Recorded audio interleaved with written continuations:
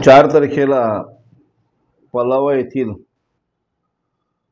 पुलाचं आम्ही शिवसेना पक्षाच्या माध्यमातून तो लोकांसाठी खुला करण्यात आला। खुला केल्यानंतर थोड्याच अवधीमध्ये तिथे बघितलं असतं की काही मोटरसायकली स्लिप झाल्या, म्हणून तो रोड स्वतः मी आमचे सर्व पदाधिकाऱ्यांनी तो रोड बंद केला की इथे डांबर असल्यामुळे गाड्या स्लिप होत आहेत, ऑइल आणि डांबर। मग ताबडतोब त्या डांबरावर स्टोन क्रेशरचा आपण थर त्या डांबरावरती देण्यात आला की जेणेकरून जो वरचा जो ऑइल आहे तो निघून जावा आणि तो रस्ता अतिशय सुंदर आणि लोकांना कुठल्या प्रकारचं स्लिप नव्हता व्यवस्थित जाता यावं यासाठी तो त्याच्यात रोलर फिरवून परत 6:30ला चालू करण्यात आला। पण त्याच्यावर स्टोन क्रेशर असल्यामुळे म्हणजे दगडाचं जे क्रेशर आहे पावडर त्याच्यामुळे असल्यामुळे ते काही विरोधकांनी त्याची शूटिंग काढली, मग त्याचे खड्डे दिसायला लागले। पण तसं न असता तुम्ही जर बघितलं गेलं की 4 तारखेलाही गाड्या सुरक्षित चालू होत्या, 5 तारखेला पण गाड्या सुरक्षित चालू होत्या, 6 तारखेलाही सुरक्षित होत्या। आजही तुम्ही स्वतः पाहणी केली, माझी पत्रकारांना विनंती आहे। अतिशय चांगल्या प्रकारे पुलाचं काम झालेले आहे आणि तिथे कुठल्या प्रकारचा खड्डा नाही।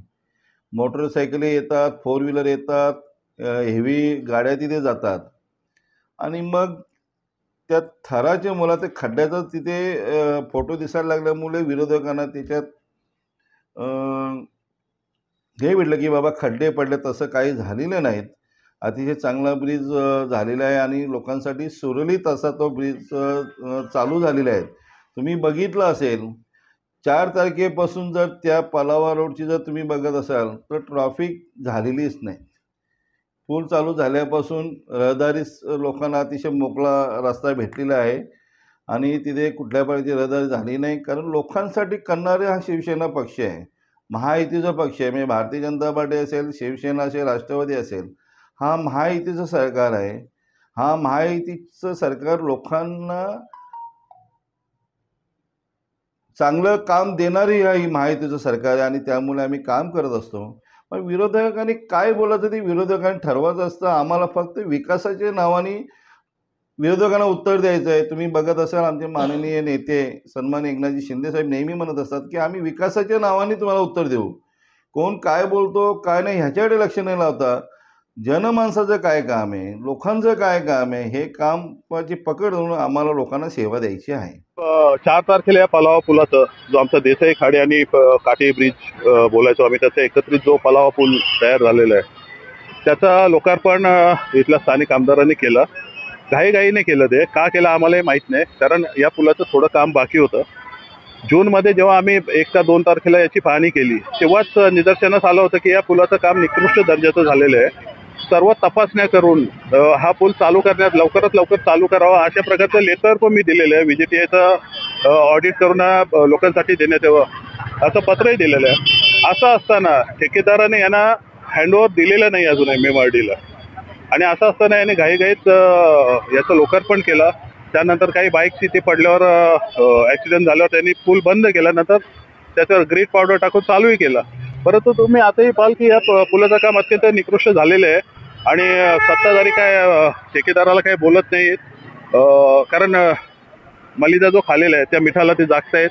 त्या अनुषंगाने लोकांच्या पैशाची इथे बरबादी होते।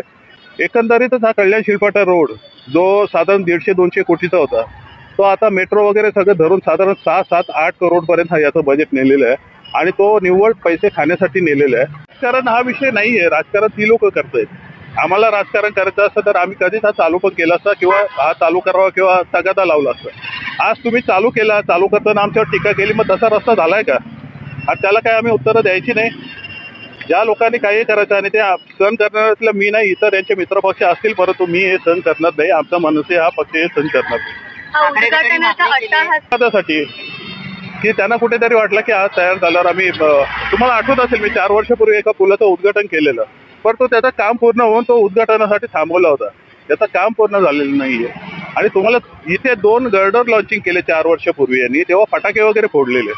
तर याचं उद्घाटन त्यांनी तसं केलं नसतं का? परंतु कुठेतरी भीतीपोटी त्यांनी घाई केली आणि ते अत्यंत चुकीच्या पद्धतीने त्याने लोकार्पण केलेलं आहे. लोकांची इथे बळी जाऊ शकतात. त्यामुळे त्याची लवकरात लवकर डागडुजी करावी ही मागणी आम्ही करत आहोत. मला वाटतं पोलिसांकडे ही तक्रार करण्यापेक्षा लाचलुचपत विभागाकडे याची तक्रार करायला पाहिजे की याच्यात अत्यंत मोठ्या प्रमाणात या रस्त्यामध्ये एकंदरीतच खूप भ्रष्टाचार झालेला आहे. ठेकेदाराची आणि त्याच्या इतर ज्या शेल कंपन्या आहेत त्यांची चौकशी करण्यात यावं, तेव्हा यांना त्यातलं काळं बाहेर येईल.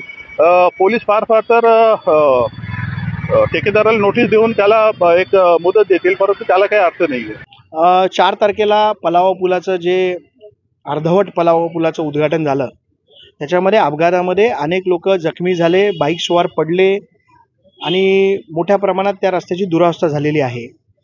याच्यासाठी आयुक्त पोलीस उपायुक्त अतुल झेंडे साहेबांना यांना निवेदन दिलेलं आहे की ज्यांनी या अर्धवट पुलाचं उद्घाटन केलं आणि ज्या कॉन्ट्रॅक्टरनी निकृष्ट दर्जाचं काम केलं आहे त्याच्यावरती सदोष मनुष्यवधाचा गुन्हा दाखल करण्यात यावा, याची मागणी करण्यासाठी आम्ही सर्व शिवसैनिक आज अतुल झेंडे साहेबांना भेटलो आणि त्यांनी आम्हाला आश्वस्त केलं की याची सखोल चौकशी करून जे याच्यात दोषी असतील त्यांच्यावरती गुन्हे दाखल करू असं त्यांनी आश्वासन दिलेलं आहे.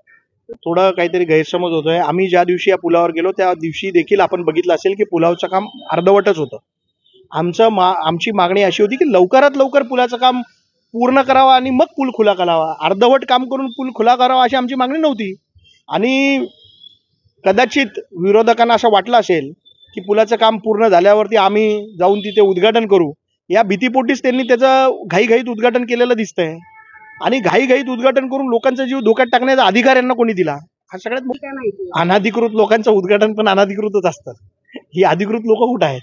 म्हणून आमचं म्हणणं एवढंच आहे की लोकांच्या सोयीसाठी आपण एखादं काम करतो आणि त्याच्यातनं लोकांना अजून त्रास होत असेल तर असं काम करून उपयोग काय? आणि ह्या सगळ्या गोष्टीला आमचा ठाम विरोध आहे. आम्ही या कॉन्ट्रॅक्टरवर देखील गुन्हा दाखल करावा अशी मागणी प्रशासनाला केलेली आहे.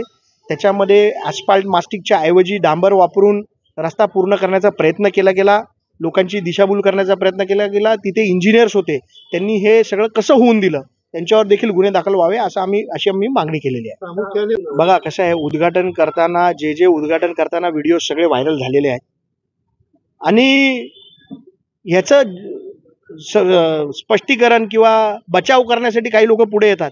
आपण बघितलं असेल ते बचावही नीट करू शकत नाही आहेत.